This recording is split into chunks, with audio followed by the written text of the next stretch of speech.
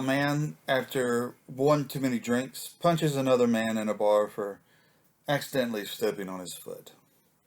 A woman makes up and spreads a particularly nasty rumor through word of mouth and over the internet about her ex romantic partner. A mugger stabs a man during the course of a robbery, taking his wallet and leaving him for dead. A husband constantly tells his wife that she's worthless and that no one loves her. A woman shoots a pistol at a man who cut her off in traffic. What do all these situations have in common? They are all examples of aggression. Now, although what aggression is seems straightforward, as you'll see, it really isn't. For example, is aggression any behavior that hurts another person? If this is the case, then surgeons who perform heart surgery on a person and this person unfortunately dies on the operating table because of an operating error or what have you, would be acting aggressively since they performed actions that hurt another person, killed them.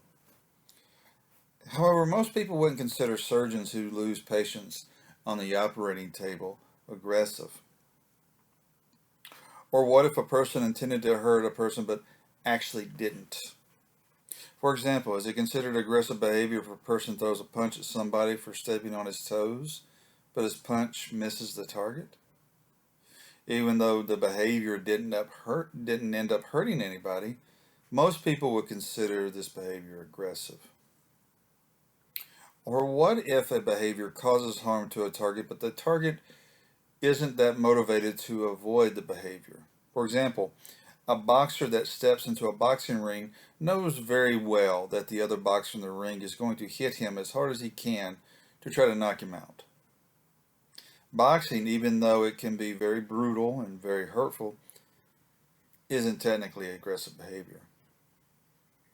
So, with all these considerations in mind, we come to a technical definition of aggression. Aggression is any behavior directed toward a target that is carried out with the immediate intent to cause harm that target wishes to avoid. So, accidental harm is not aggression because it is not intended. If I stepped on your foot and broke it by accident, this wouldn't be aggressive behavior. Hurtful and clumsy? Yes. Aggressive? No. Also, harm that is an incidental byproduct of helpful actions is not aggression.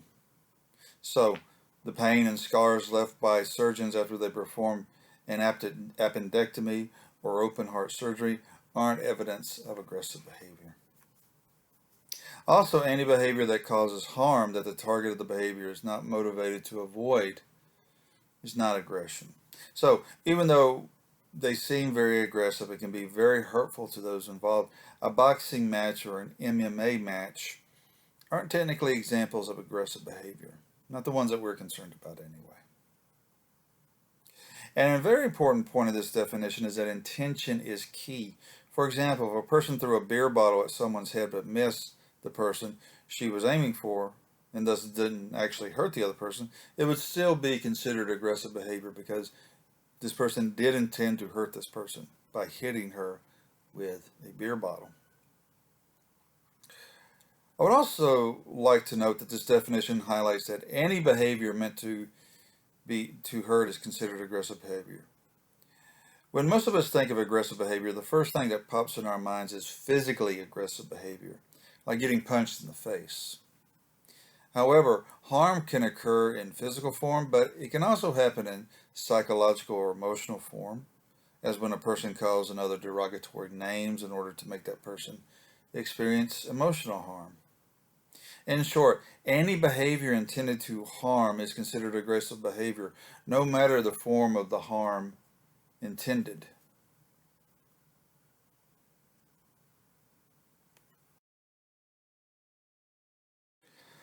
A concept related to aggression is violence, which is defined as aggression that has extreme harm as its goal. If I punched you in the arm for saying something I didn't agree with, this would be aggressive behavior, but it really wouldn't be an example of violence. However, if I punched you in the face and head repeatedly for saying something I didn't agree with, This would be considered aggressive behavior, and it would be considered violent behavior. In short, all violence is aggression, but not all aggression is violent.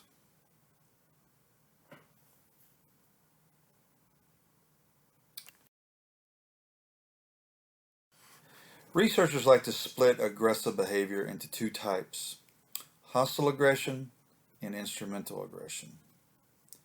Hostile aggression is aggression where the only goal is to cause harm to another person.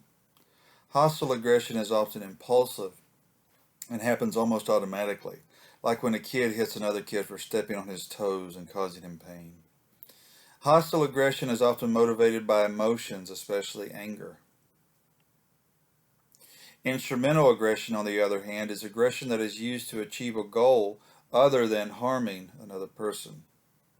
Aggressive behavior here is performed in service of achieving another goal other than causing harm, like a robbery. During robberies, robbers use either actual aggressive behavior or threats of aggressive behavior to get their victims to cough up what they actually want, which is their cash and valuables. But why make the distinction? Well, primarily it is to show that people perform aggressive behavior for different reasons. For hostile aggression, the reason is simply to cause harm to another person. End of story. However, for instrumental aggression, the reason is to get some other non-hurtful goal, like someone's wallet. And if there are different reasons behind aggressive behavior, that means there will be different interventions needed to combat aggressive behavior. That is, what might work to lessen or end instrumental aggression in one case won't necessarily work to lessen or end hostile aggression in other cases.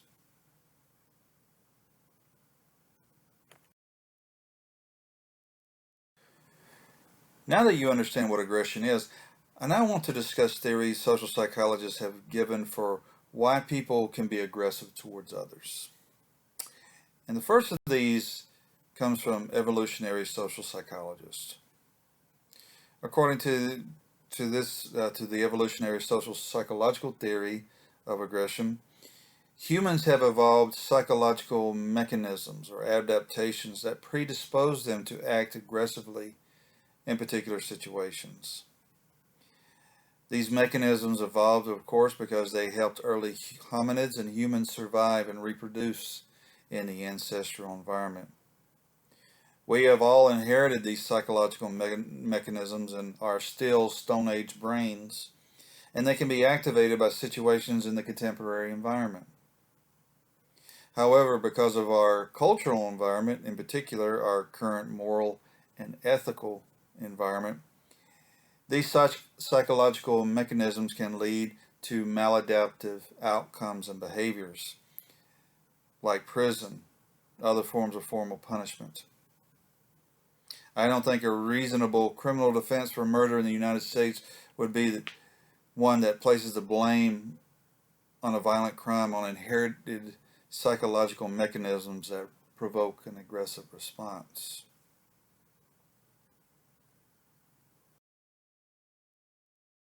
What types of situations was it helpful for early hominids and humans to respond with aggressive actions?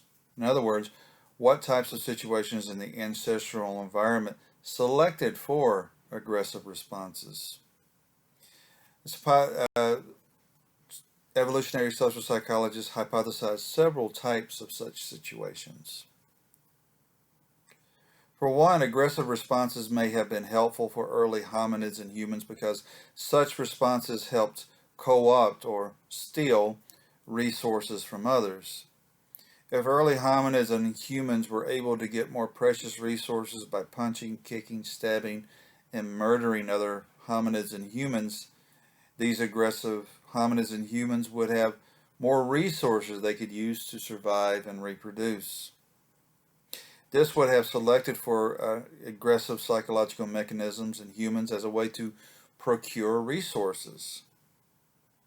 The existence of instrumental aggression provides evidence for this, since this is aggressive behavior largely done to get resources from others, like when a robber punches a guy so he can snatch his wallet.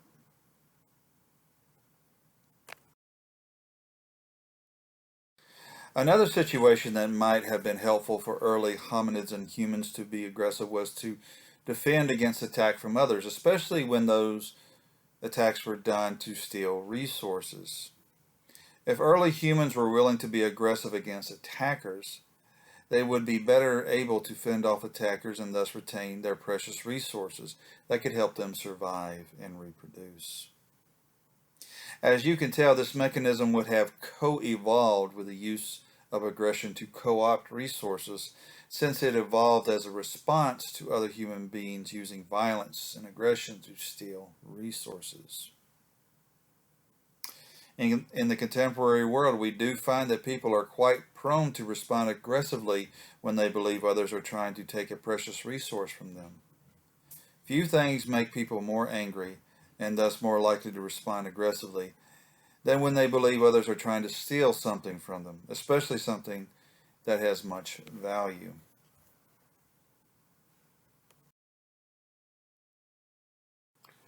Another situation that might have been helpful for early hominids and humans to be aggressive was with dealing with romantic rivals. In particular, aggressive behavior may have evolved as a way to compete with romantic rivals. Think of a couple of boys having a fist fight over a girl in high school, or a woman who tells another woman that she will mess her up if she looks at her man again. The form aggression can take in these cases can range from nasty rumors to name-calling to assaults to killing. In the contemporary world, women and men often verbally derogate their romantic rivals, often as a way to make themselves look more attractive by comparison. Also, there are many murders, often called crimes of passion, where the motive involves a fight over a romantic partner, like when a wife murders her husband after finding out he's had an affair, or a bar fight over a lady that goes too far.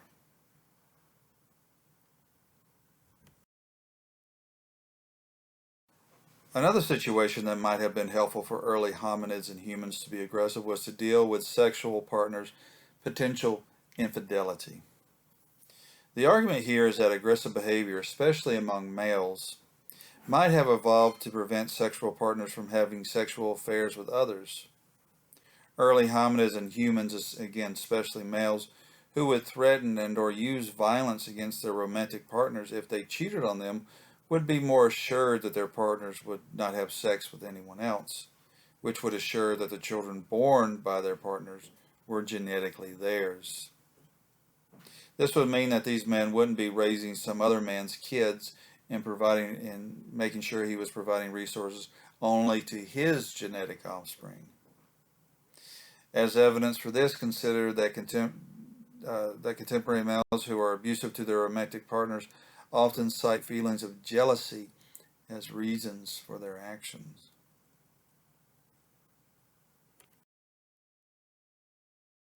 And another situation that might have been helpful for early hominids and humans to be aggressive was to reduce resources expended on genetically unrelated children.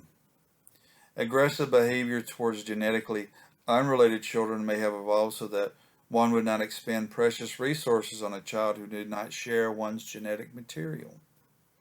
An early human who was willing to kill genetically unrelated children of a romantic partner would only expend resources on his genetic children, meaning that his genes would be more likely to be passed down to future generations than an early human who would expend resources on non-genetic children.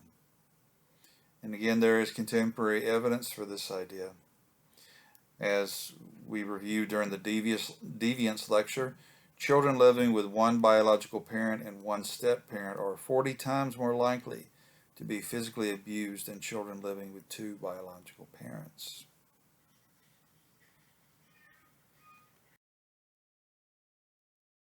An important point regarding the evolutionary social psychological account for aggressive behavior is that aggressive behavior is highly context specific.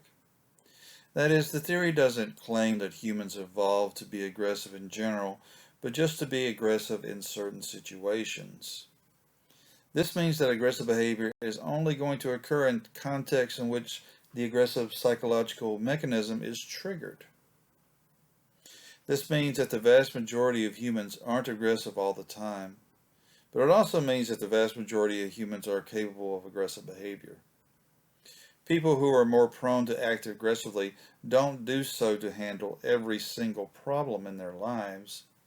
And some of the most meek and gentle people you'll ever meet in your life can become very aggressive if you've threatened their loved ones. Another important point of this theory is that although humans may have inborn aggressive psychological mechanisms they've inherited from their ancestors, these mechanisms need input to be activated. That is, these mechanisms only kick in when experiencing the same types of situations that led to these mechanisms arising in the first place, like when a person feels the need to steal resources from others, or when a person believes a romantic partner has been unfaithful. The idea that specific inputs are needed to activate aggressive psychological mechanisms means that differences in aggressive behavior we often see between individuals can be explained by differences in experienced inputs.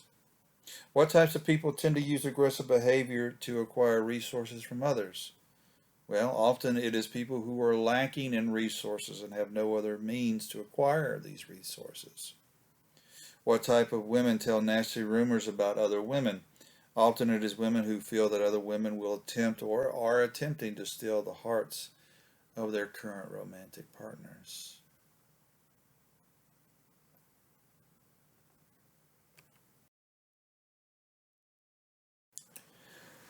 Another theory regarding what causes aggressive behavior is aversive arousal theory. This theory argues that aggression is the result of experiencing negative events and situations that most want to avoid. The theory argues that those who experience such negative events and situations experience anger, and because of this, this anger motivates aggressive responses. Anger motivates these aggressive responses for two reasons.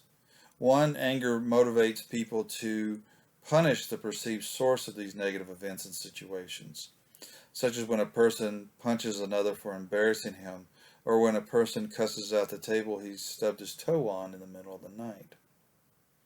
A second reason anger motivates aggressive responses to negative events and situations is to provide people a way to vent their anger, so to speak, such as when a husband says hurtful things to his wife because his boss made him angry while at work.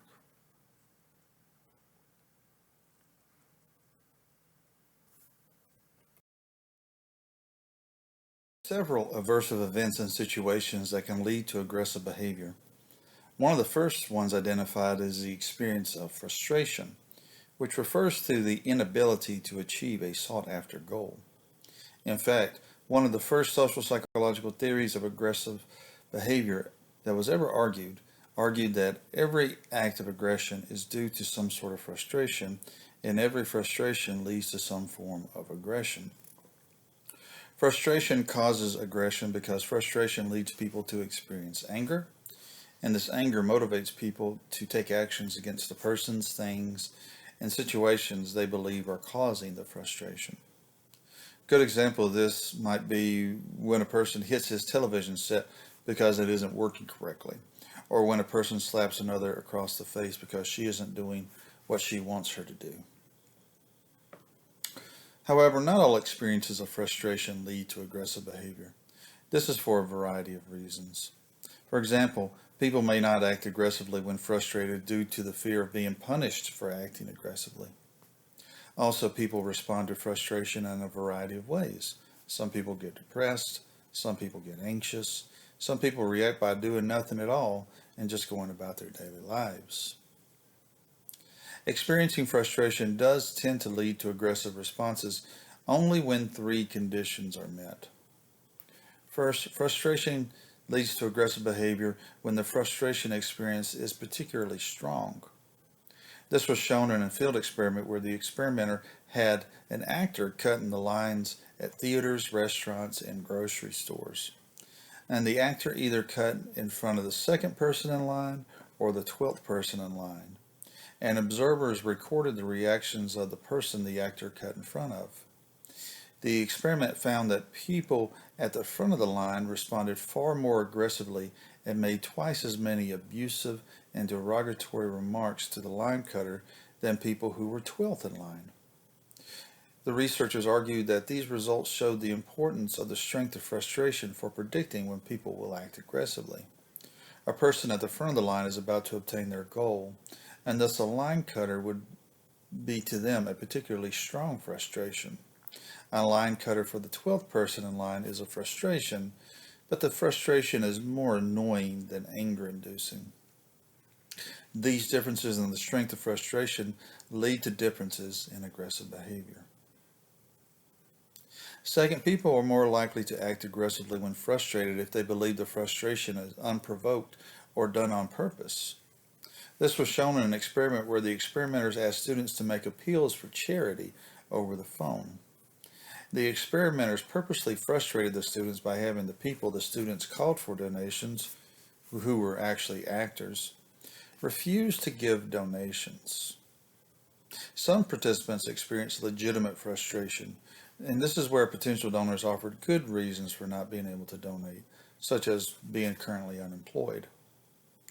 Other participants experienced illegitimate frustration, where potential donors offered weak excuses for not donating, such as saying that charities are a ripoff or just saying that they just didn't want to.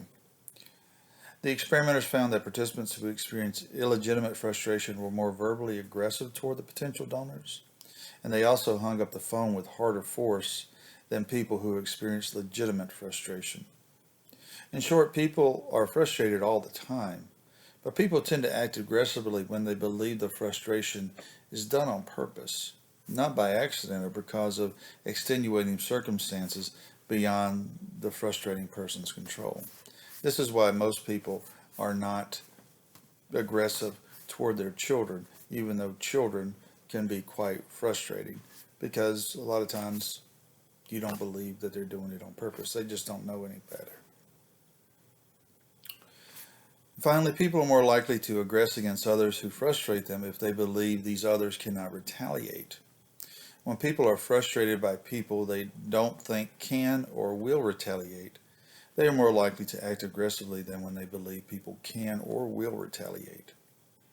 It's easy for a person to slam the phone on somebody that has frustrated them because the person on the other end of the line can't retaliate immediately. However, retaliating against the starting defensive lineman of the Chicago Bears is a different situation altogether.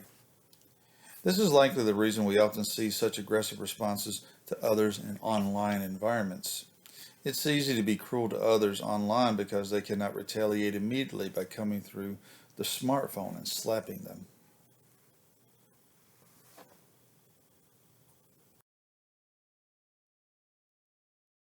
Another situation that can lead to aggressive behavior. When people are in pain, like when they experience acute back pain or constant toothache, they are primed to respond aggressively. This is for two reasons. First, physical pain often leads to aggressive behavior towards the targets that people believe, rightly or wrongly, are causing the physical pain. For example, if your friend pinches you and causes you to say ouch, you are likely to try to pinch them back, or something worse, as a way to punish them for causing you pain. This is also the reason you cuss out the chair or table you stubbed your toe on in the middle of the night, even though furniture does not and cannot cause you physical pain on purpose. Second, aggressive behavior directed towards other targets is due to what's called residual excitation, or the emotional and physical arousal that remains after the experience that caused the emotional and physical arousal.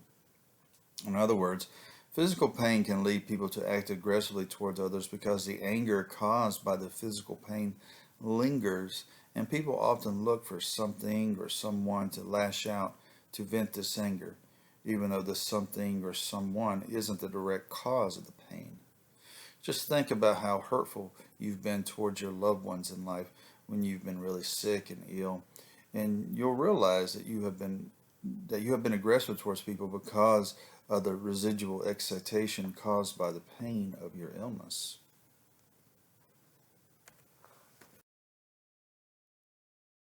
Another type of aversive experience that can lead to aggressive behavior is experiencing stress. Stress is a state of worry or mental tension caused by a difficult situation. Experiences of stress are signals to people that something in their environment or situation isn't good for them and that they should do something about it. Sometimes people believe that what they should do about it is to act aggressively towards the targets they believe are causing their stress, like when an abusive husband hits his wife because he believes she is the source of his stress. Also, as with physical pain, aggressive behavior is often directed toward other targets due to residual excitation. Just think about how mean you can be towards other people during midterms and finals. These times cause an incredible amount of stress, and this stress often spills over, so to speak, as aggressive behavior towards your friends, your loved ones, and strangers.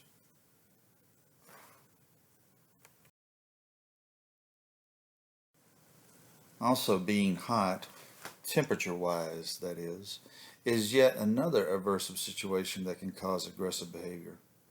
Basically, the hotter it gets, the more aggressive people get. Again, this is most likely due to residual excitation from the heat. Being overheated causes people to be angry, and this anger often comes out in the form of aggressive behavior towards others. For example, this is the monthly distribution of assaults in the United States, and this is percent of yearly total in the y-axis, and then we have January through December. And as you see here, assaults go way up in the summer months, June, July, August, way down in the very cold months, December, January, February. Pretty much the same pattern for homicides, um, except for December. If you can guess why that is, that's probably because in the United States, Christmas time often ends up being a very stressful time in the United States. But still, most of the percentage of yearly homicides are going to happen in the hot months, June, July, August. And for you baseball fans out there, here is players being hit by a pitch, being beanballed in Major League Baseball from 1986 to 88. It's kind of old data, but still I believe it's relevant. Beanballs go up the hotter it gets. Right, below 70, hardly any. You start getting into the 90s, it gets pretty hot. Your chances of getting hit by a ball if you're a Major League Baseball hitter go up substantially. And as all of you should know, the world is getting hotter. And some social psychologists predict that this is going to lead to more aggressive behavior and violence around the world, especially in regions of the world that don't have easy access to technology that can control ambient temperature like air conditioners.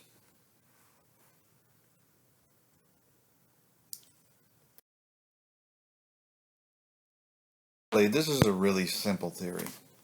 It just argues that aggressive behavior is a learned behavior. Just as people learn from others that 2 plus 2 equals 4, how to cook an egg, and what to do on a first date, people also learn when and how to act aggressively by observing and interacting with others.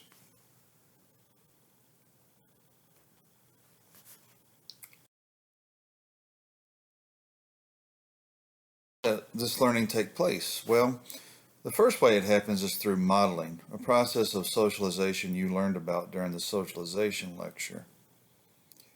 The modeling effect on aggressive behavior was shown in a series of experiments where researchers had children watch someone or something act aggressively against a Bobo blow-up doll. In some situations, they watched a person in real life act aggressively toward the Bobo doll. In some cases, the children watched a videotape of someone acting aggressively toward a Bobo doll. And in others, the children watched a cartoon version of someone attacking a Bobo doll. After watching the aggressive models, the kids were put in a room alone with various toys, including poor old Bobo.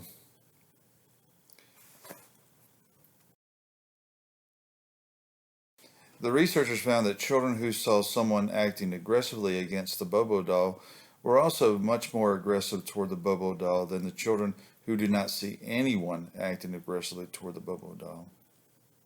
The findings also showed that the more immediate the model and the environment, and the more realistic the model, the more likely the children were to be aggressive. In other words, children were more likely to imitate the behavior of a real person than a Power Ranger or Wile E. Coyote.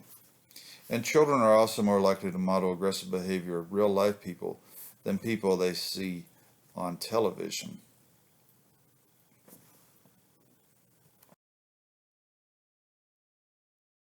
Witnessing an aggressive model increases people's likelihood of future aggressive behavior in 3 ways. First, models demonstrate possible aggressive behavior to others. That is, models show people how aggressive acts are done. For example, in the case of the Bobo doll study, children learned from the models that they could hit, kick, and throw the Bobo doll. Second, models demonstrate when aggressive behavior is appropriate. That is, models show people when and where aggressive behavior is the proper and right thing to do. For example, in the case of the Bobo doll study, the models taught the children that they could be aggressive to the Bobo doll when they played with it. Third, models demonstrate the consequences of aggressive behavior. That is, they show people when aggression is rewarded and when aggression is punished. For example, in one version of the Bobo doll experiment, the researchers had children watch a model either being rewarded or punished for acting aggressively against the Bobo doll. The researchers found that children who saw the person rewarded for acting aggressively were much more likely to act aggressively than children who saw the person being punished for acting aggressively.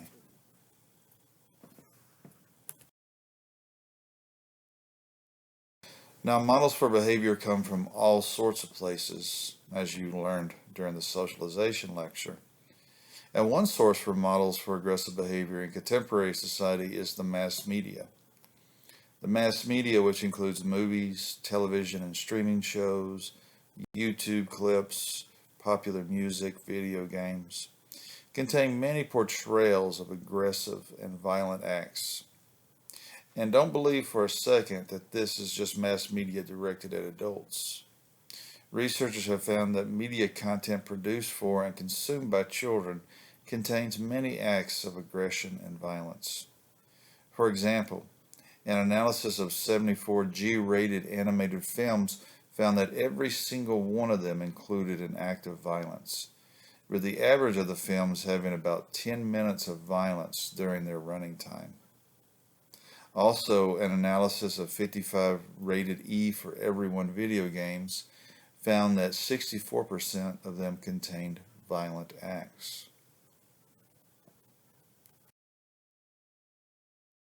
And there is plenty of evidence that the consumption of violent media is strongly associated with aggressive behavior and emotions.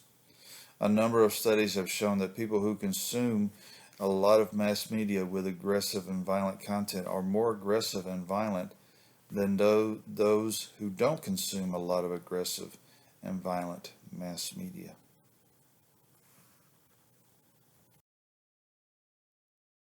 For example, one study looked at the association between the amount of media consumption and being in a fight at school among 3rd and 5th graders. As you can see here in this graph, the association between media consumption, or MC here, and aggressive behavior is positive and linear. The more kids consume mass media, the more likely they are to have been in a fight. This is true for both boys and girls. Now, of course, the issue here is one of causation. There is the old saw in science, of course, that correlation does not necessarily mean causation. And that definitely could be the case here. It might be the case that people who are just more prone to be aggressive and violent are attracted to mass media that has a lot of aggressive and violent content. For example, if Johnny is a kid who just likes to beat up other kids because of his inherent personality or what have you, he also might be a kid who likes to play the most violent video games he can get his hands on because that's what his personality attracts him to. So the video games aren't making Johnny aggressive. That's just what he likes because he's already aggressive.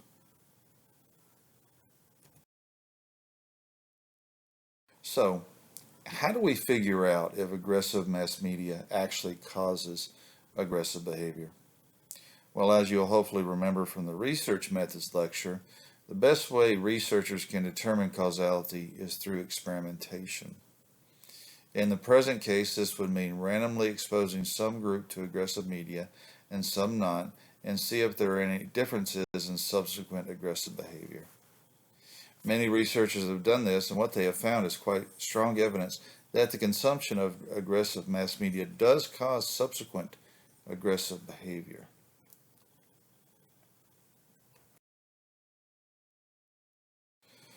For example, in one experiment, researchers had participants either watch a 15-minute clip of a non-violent film or a 15-minute clip of a violent film. Right after they saw the film clip, the researchers had participants take part in a reaction time test with an opponent where the winner got to blast a loud noise at the loser. The winner got to set the volume of the noise between 0 and 10, and this was how the researchers measured aggressive responses. Remember, you have to be quite creative in how you operationalize aggression in the laboratory. Anyway, as you can see here, those that watched the violent film clip performed more aggressive behavior than those who watched the non-violent film clip. Those who watched the violent film clip gave an average noise blast of around 5.5, while those who watched the non-violent film clip gave an average noise blast of around 4.5.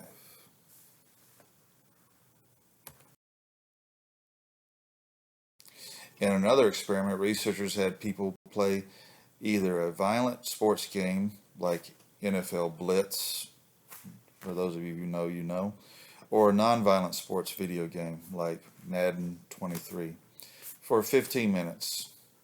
The researchers then had them do a reaction task where the winner got to blast a loud noise at the loser.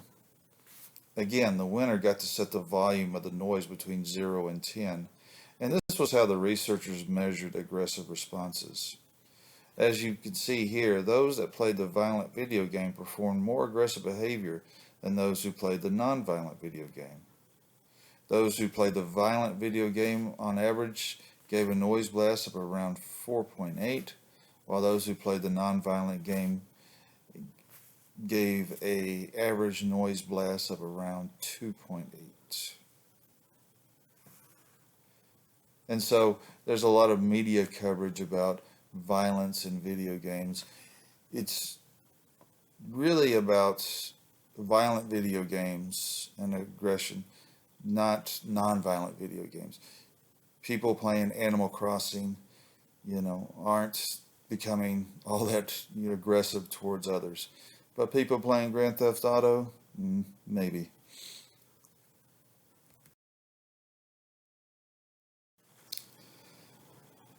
Another way that people learn when and how to act aggressively is through instrumental conditioning.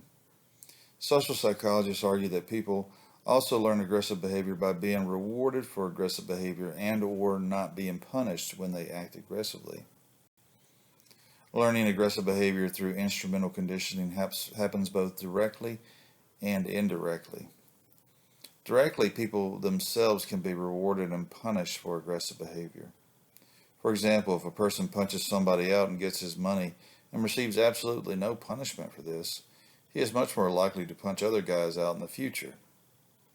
Indirectly, people learn that aggressive behavior is either rewarded or punished, as we just discussed.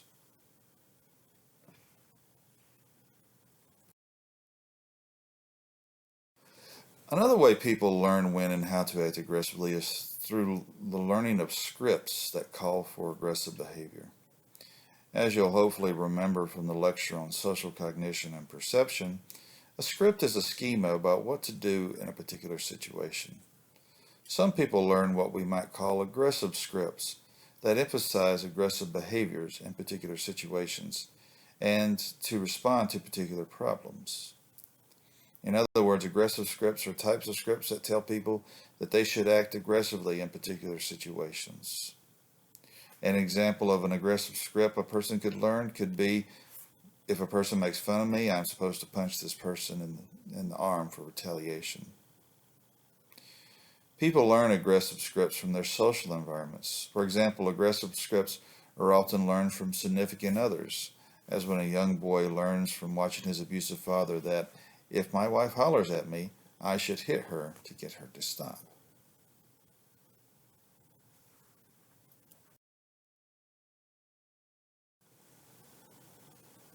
Aggressive scripts can be culturally specific, which can explain differences in aggressive behavior between particular social groups.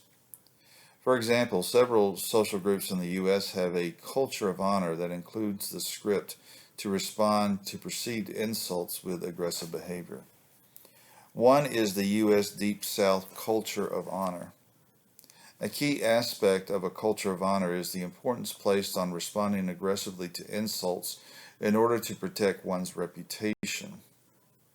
There is also what the sociologist Elijah Anderson calls the code of the street that predominates in U.S. inner cities, especially amongst racial and ethnic minorities. Like the culture of honor, the code of the street, according to Anderson, calls for violent posturing and behavior in order to protect one's reputation.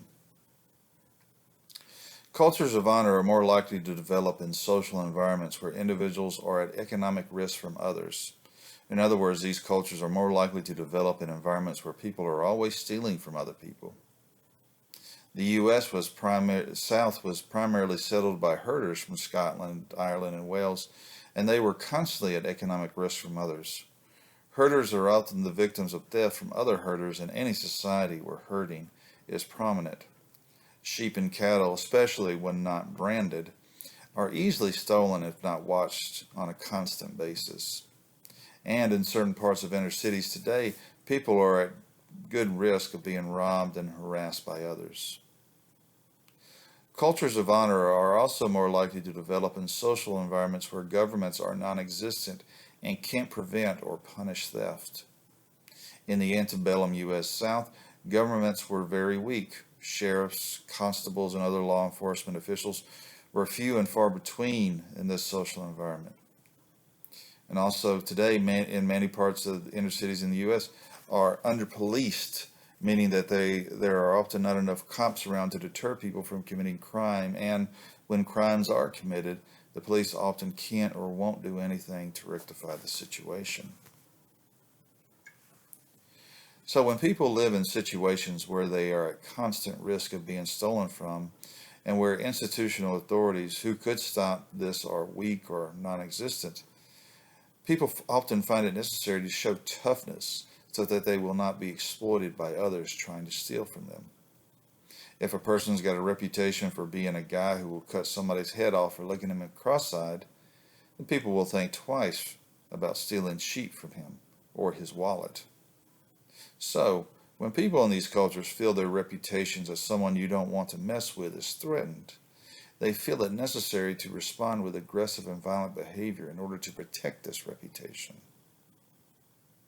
Of course, economic and social changes occurred years ago in the Deep South, and so the conditions that led to a culture of honor here no longer pertain.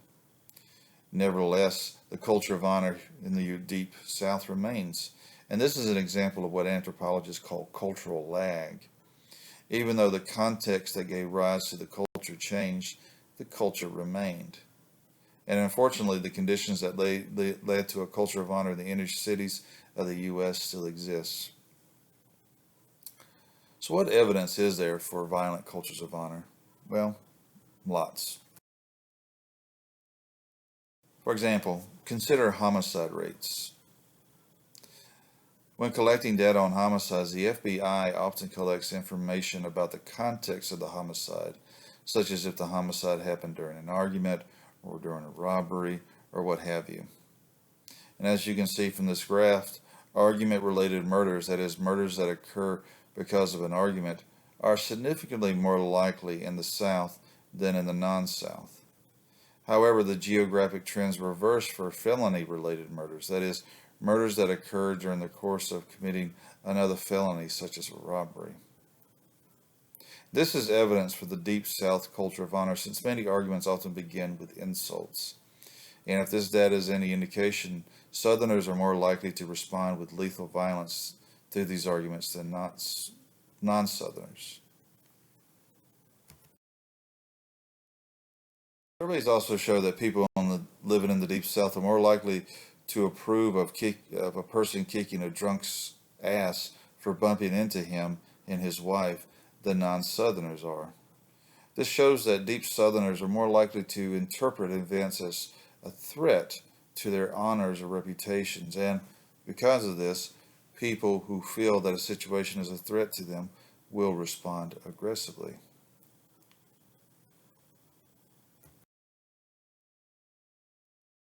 There's also evidence that those who adopt a code of the street are more likely to perform aggressive and violent behavior. In one study, for example, researchers asked inner city youth in Iowa and Georgia how much they agreed or disagreed with the code of the street statements we see here, such as when someone disrespects you, it is important that you use physical force or aggression to teach him or her not to disrespect you. If someone uses violence against you, it is important to use violence against him or her to get even. People will take advantage of you if you don't let them know how tough you are. People do not respect a person who is afraid to fight physically for his or her rights. Sometimes you need to threaten people in order to get them to treat you fairly. It is important to show others that you cannot be intimidated. People tend to respect a person who is tough and aggressive. Sometimes you have to use physical force or violence to defend your rights. And a couple years later, they asked these kids if they had engaged in aggressive and violent behaviors such as bullying, robbing, using a weapon in the past 2 years. Here, the results are pretty straightforward. The more an inner city kid said he agreed with the code of the street at time one, the more the inner city kid said they agreed with the statements that we just read, the more likely they were have to engage in aggressive and violent behavior at time two.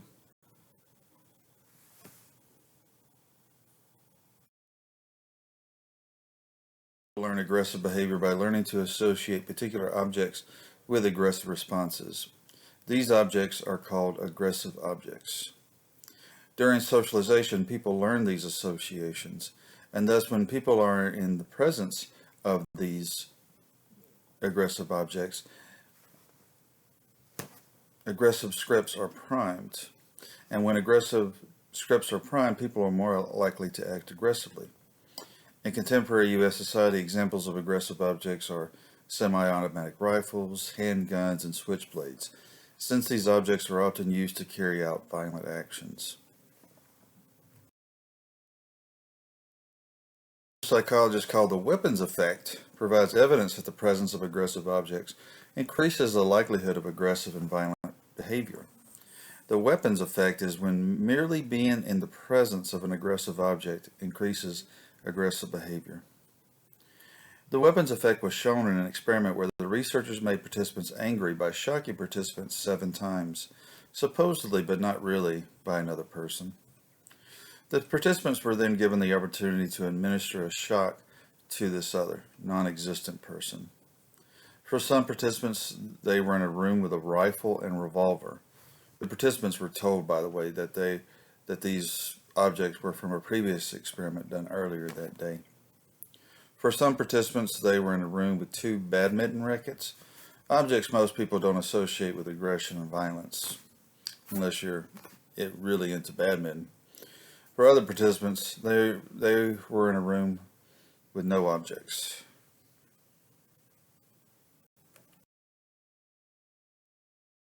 Here, and in the next graph, the mere presence of an aggressive object made people act more aggressively towards others. For example, the average number of shocks given in the mere presence of a weapon was 1 higher than when a weapon wasn't present. That doesn't sound like much, but a real person being shocked probably wouldn't think so. And here is the average length in seconds of the shocks given. And as you can see here, the shock given by the people who were in the room with aggressive objects was significantly longer than those who were just in a room with a badminton racket or in a room with nothing.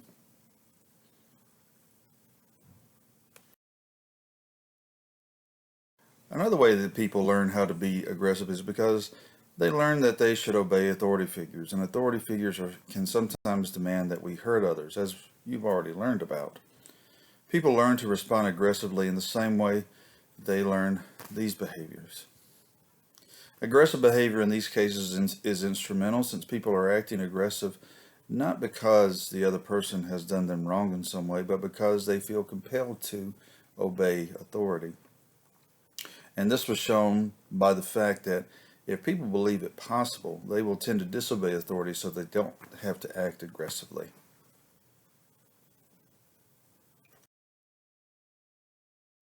Also, the history of the world teaches us that people learn to act aggressively towards other social groups because they are taught beliefs that justify aggressive and violent responses towards these groups. Catholic kids are taught to hate Protestants in Northern Ireland. Hindu kids are taught to hate Muslims in India. And kids of Republican parents are taught to hate Democrats, liberals, and the woke in the United States. This hate is learned through two processes that go hand in hand. The first is dehumanization, which is the asserting of a less than human status for a group of people based on a supposed genetic and or moral inferiority. Dehumanization of a social group can happen when the social group is said to be less than human because they are said to be immoral or amoral. This has happened to blacks in the U.S. throughout history. Blacks were thought to be less than human because they supposedly could not live up to the moral standards of white society. This also occurred to the Jews in Europe shortly before World War II. The humanization of a social group can also happen when the social group is said to be less than human because they are biologically inferior to a majority group. Again, this type of dehumanization has happened to peoples of African descent throughout history. People of African descent were thought to be subhumans, and there were various arguments, all of them of course false, that justified this stance. As you can probably tell, moral dehumanization and genetic dehumanization often go hand in hand. People who are said to be biologically inferior are often thought to be unable to live up to proper moral standards. Dehumanization makes aggressive behavior easier to do because it causes people to believe that they are not actually hurting another human being. If a person thinks that they are harming or even killing someone that isn't actually human, it's a whole lot easier than harming or killing another person that people think is actually a human being.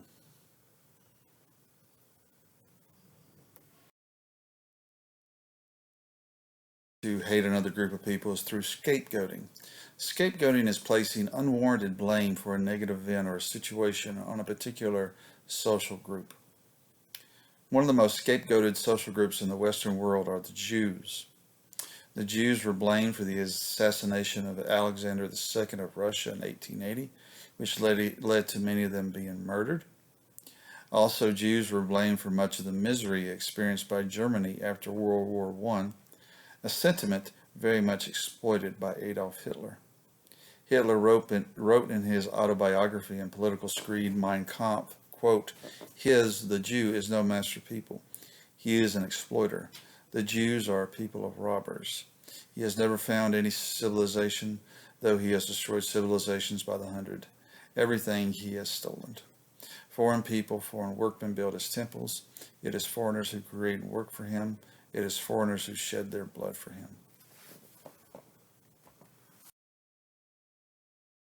Unfortunately, the history of the world shows that social groups that are dehumanized and scapegoated are often the targets of genocide, which is the deliberate and systematic physical annihilation of a social group.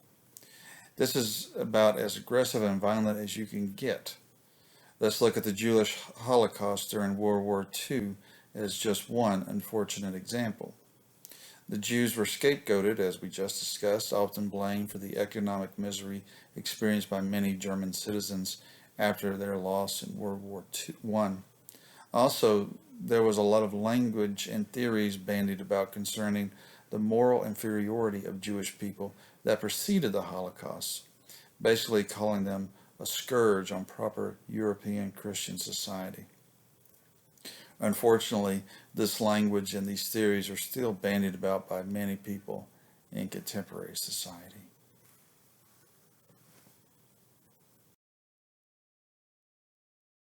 regarding aggressive behavior in social psychology is all in the service of trying to come up with ways we can lessen aggressive behavior in society. Aggressive behavior often isn't good for everyone involved. For those aggressed against, it can lead to low self-esteem, loss of respect and status, physical injury, or death. For the aggressors, it can mean many legal, financial, social, and psychological consequences. So how might we lessen aggression in society? For the most part, it depends on the theory of aggression in which one ascribes.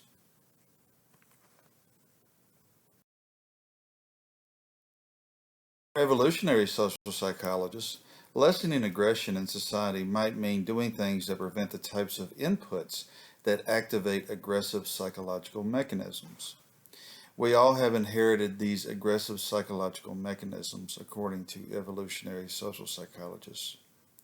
And the only difference between gentle Johnny and violent Victor is that Victor experiences inputs that activate these mechanisms more so than Johnny does. So if we want to make Victor more like Johnny, we've got to do things to make sure Victor doesn't experience the inputs that activate aggressive responses. Some of this will be easier said than done in the current cultural climate, though, since lack of basic needs would be an input that would trigger an aggressive psychological mechanism. Enacting social policies that make everyone's basic needs are met might cut down on aggressive behavior. And since people often attack others to take their resources, this might also reduce the aggressive psychological mechanism input of having to defend oneself against attack, which might further reduce the overall amount of aggressive behavior. Unfortunately, I don't know if there's much we can do at the social policy level to deal with the inputs related to romance.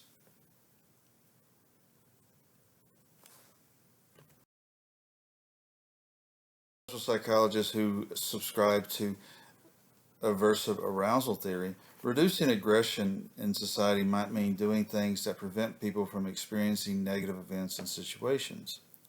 Of course, experiencing negative events and situations entirely is pretty much impossible, but that doesn't mean we can't do things to lessen the experiences of these events. As noted above, experiences of stress is a negative event that many experience, and people often stress out over things like not having a job or not having any child care. Social policies that help people get jobs and child care might help reduce aggression in society. One thing that probably won't help is providing people with more opportunities to practice what's called catharsis.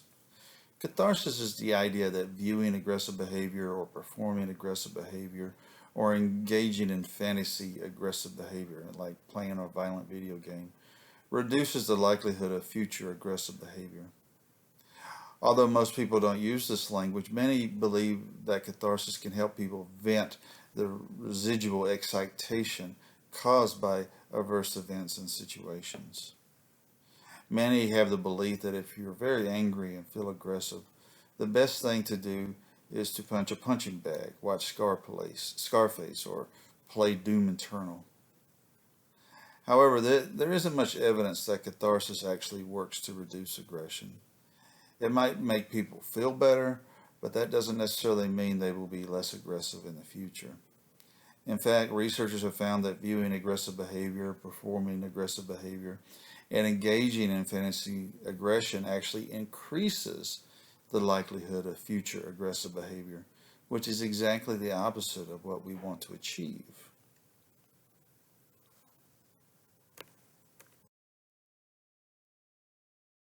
And for social learning theorists, reducing aggression in society might mean providing people, especially children, with models for non-aggressive responses. Some have taken this to heart with children's programming, with shows like Daniel Tiger's Neighborhood and Bluey showing kids non-aggressive ways to deal with anger and frustration. This is also a reason why many developmental psychologists say you shouldn't spank your kids. When you spank your kids, you are teaching them that it is appropriate to respond to frustration with an aggressive response. When parents respond to their kids not doing what they are supposed to do with non-aggressive responses, they learn the proper way to deal with frustration and learn that the proper way to deal with this is through a non-aggressive response. Well, that's it for the aggression lecture. I'll see you next time.